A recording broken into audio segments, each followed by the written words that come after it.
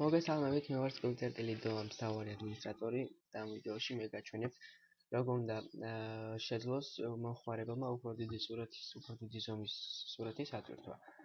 ამისათვის შევდივართ users, შემდეგ module settings და აი აქ დაბლა ვხედავთ maximum size for uploaded avatars.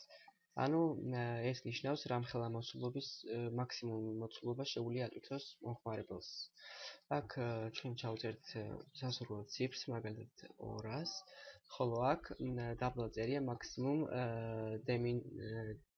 dimensions pixels for uploaded avatars. ანუ აქ რა ზომები, ანუ პიქსელები შეუძლია ატვირთოს მომხმარებელს. და ამასაც შევცვლით მაგალითად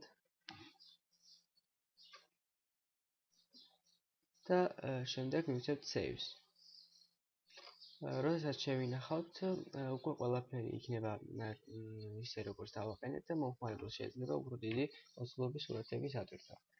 მადლობთ ყურადღებისათვის, ეს გაკვეთილი ამით ამოვიწურა, თუ რომელი შეკითხვა გექნებათ, შეგიძლიათ ეთქვათ კომენტარების სახით.